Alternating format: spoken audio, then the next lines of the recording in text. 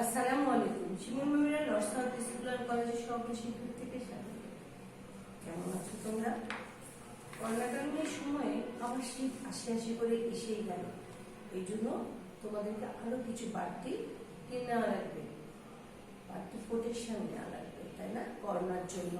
কারণ তোমরা জানো যে এই ভাইরাসটা শীতের মধ্যে একটু বেশি ছড়ায়। ইতিমধ্যে তোমরা হয়তো খবর পেয়ে থাকবে যে আবার করোনা নতুন ভাবে দেখা দিচ্ছে। তো তাই তোমরাও সাবধানে থাকবে, বারবার হাত ধুয়ে সাবান দিয়ে, বাইরে গেলে মাস্ক ইউজ করবে, পুষ্টিকর খাবার খাবে। ওকে, আমি সাবিরা রেশমি, সহকারী শিক্ষক, আজ নবম শ্রেণীর পঞ্চম অধ্যায়ের করে ক্লাস নেব, ব্যবসায়িত্ব। আজকের পাঠ্যক্রম হচ্ছে ব্যবসায় আইনগত দিক, অর্থাৎ কিনা বিএসটিআই আমাদের অনুমোদিত একটি প্রতিষ্ঠান, যার মাধ্যমে আমরা ব্যবসা রেজিস্ট্রেশন করা হয়। আজকের শিখন ফল কি? বিএসটিআই সম্পর্কে পূর্ণ ধারণা পাবে। তাহলে বিএসটিআই সম্পর্কে পূর্ণ ধারণা পাবে, আর বীমার ধারণা ও প্রকারভেদ বর্ণনা করতে পারবে। আলোচ্য বিষয় Bangladesh standards and testing institute, অর্থাৎ কিনা বিএসটিআই। বীমার প্রকারভেদ। Bangladesh standards and testing institute, আমরা যেটাকে সংক্ষেপে বিএসটিআই বলে থাকি। দেখো কি বলছে, যে কোনো বিশেষ পণ্য উৎপাদন বা বিপণন করতে চাইলে বা সেই বিশেষ পণ্যটিকে বাজারে প্রচলিত অনুরূপ বা অন্যান্য পণ্য থেকে আলাদা হিসেবে প্রতিষ্ঠিত করতে চাইলে প্রয়োজন বোধে সেই পণ্যের প্রতি রেজিস্ট্রেশন বা নিবন্ধিতকরণ করতে হয়। এর জন্য দায়িত্বপ্রাপ্ত প্রতিষ্ঠান হচ্ছে বিএসটিআই।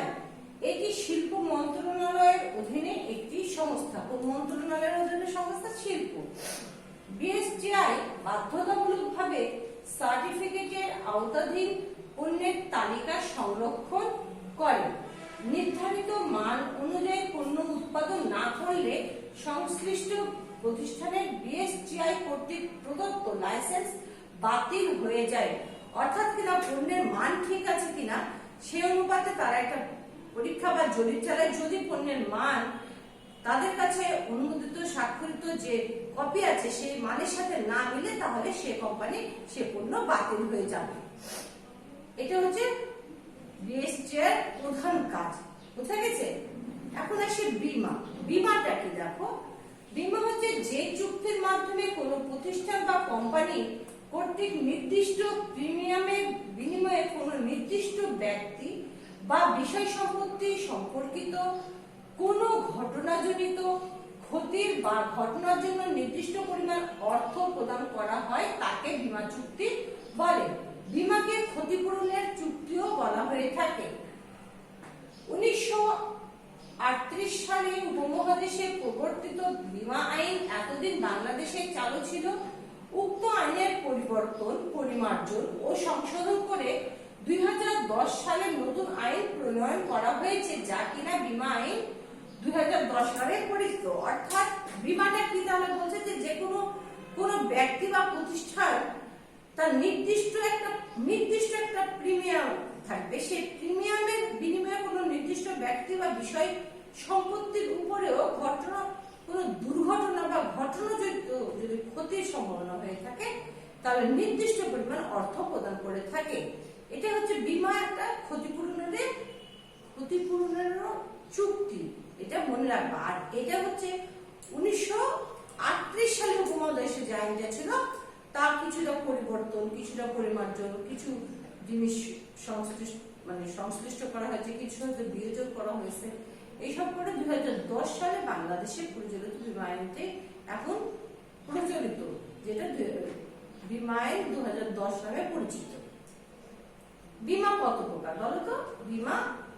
বীমা সব বীমাতে একই রকম হবে না, তাই বীমা আসলে 4 প্রকার। কি?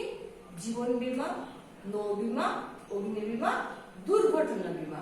এখানে দেখো 4টা আছে। আমরা এখন একটু দেখবো যে সেই বীমাগুলো কি কি। জীবন বীমাটা কি? দেখো,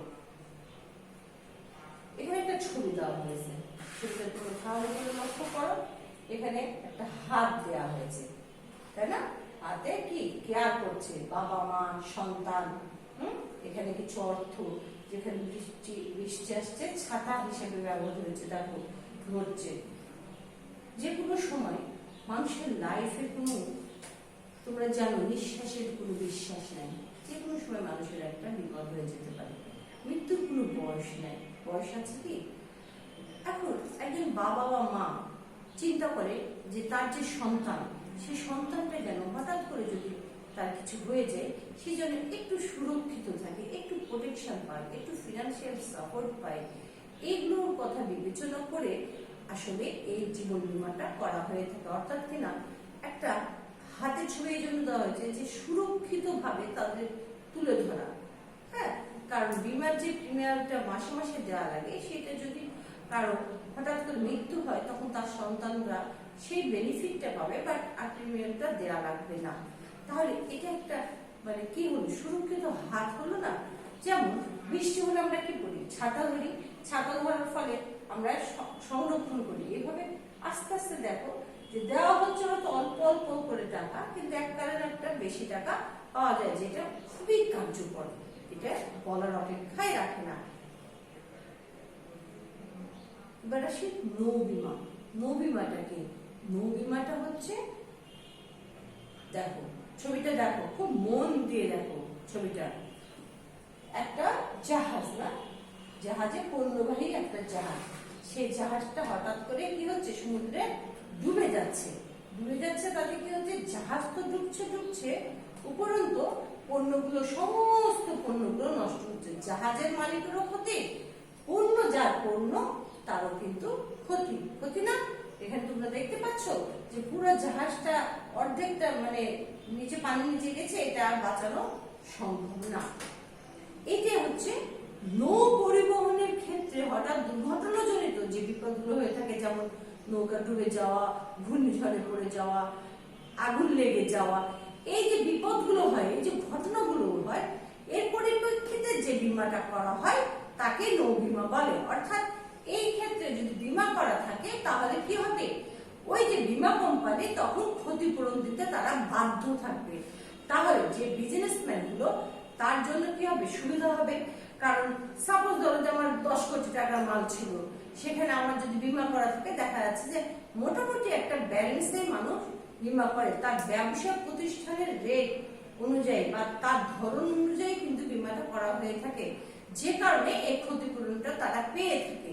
ফলে কি হয়, ব্যবসায়ী খুব বেশি ক্ষতিগ্রস্ত হয় না, কারণ এক্ষেত্রে তার ক্ষতির পরিমাণটা যদি দেখাতে পারে সে, তাহলে সে সুনির্দিষ্ট তার যে নির্দিষ্ট হারে যে প্রতি মাসে বা প্রতি বছরে যে প্রিমিয়ারটা দিত, তার অনুপাতে তাদের একটা নির্দিষ্ট টাকার অঙ্ক থাকে, যে যদি দুর্ঘটনা হয় তাহলে কত পরিমাণ টাকা দেওয়া হবে, সেই পরিমাণ টাকা তারা পেয়ে থাকে।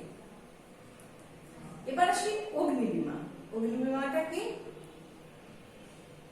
এখানে তোমরা কি দেখতে পাচ্ছ অগ্নি বীমা? এটা কি একটা ফ্যাক্টরি, ফ্যাক্টরিতে কি হয়েছে, আগুন লেগে গেছে, তাই না? আগুন লেগে গেছে, এই ফ্যাক্টরিতে একবার যদি আগুন লাগে তাহলে তো পুরো শেষ, সব শেষ হয়ে যায় না? এখন একটা মানুষের যদি বা একটা অংশীদারদেরই বলো, যদি কোম্পানিতে আগুন লেগে যায়, সেই ক্ষেত্রে কি হবে, আগুন লেগে যদি সব পুড়ে যায়, নিঃস্ব হয়ে যায়, একদম টাকা পয়সা না থাকে, তাহলে কি চলবে?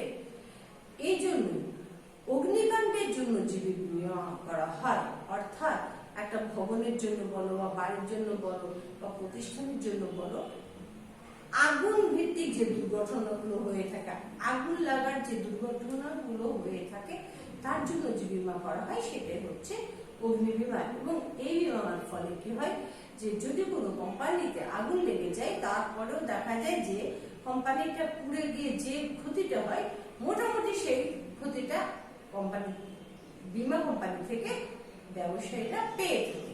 তাহলে এক্ষেত্রে তাদের ফিনান্সিয়াল একটা সাপোর্ট হয়।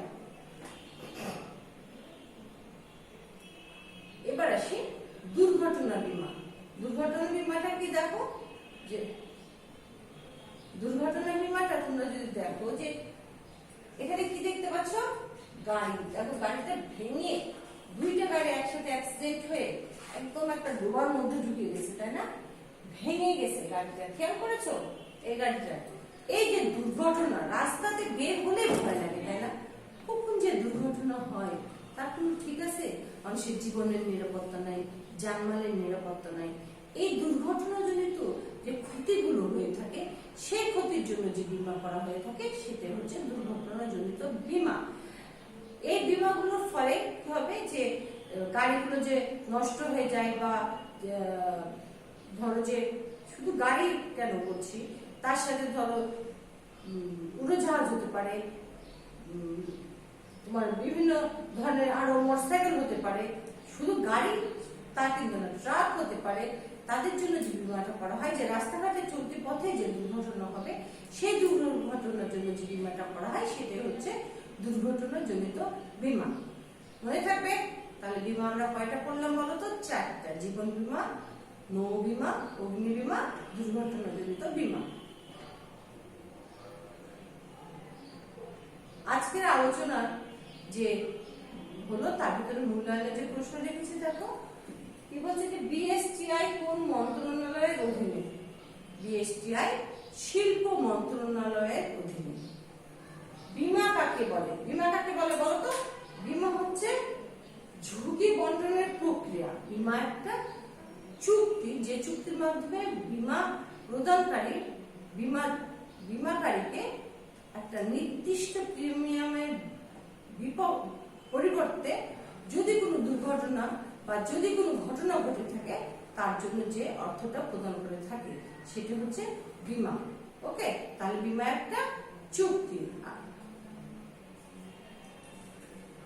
বীমা কত প্রকার ও কি কি? বীমা 4 প্রকার। কি কি? জীবন বীমা, নৌ বীমা, অগ্নি বীমা, দুর্ঘটনাজনিত বীমা। বিএসটিআই দ্বারা পণ্যের কি নিয়ন্ত্রণ হয়? বিএসটিআই দ্বারা পণ্যের মান নিয়ন্ত্রিত হয়। কি বলা হলো? যে মান নিয়ন্ত্রিত হয়। মান, সে মানে যদি না করে পণ্য, তাহলে সে পণ্য বাতিল হয়ে যাবে। ওকে, নেক্সট ডে তোমাদের প্রথম অধ্যায়ের উপরে আমি আবার একটা রিভিশন ক্লাস নেব। তোমাদের সেটাই শেষ ক্লাস হবে। প্রথম অধ্যায়ের পরে নেক্সট ডে তোমাদের ক্লাস নেওয়া হবে। আজকের মতো ক্লাস এখানেই শেষ করছি। ধন্যবাদ সবাই।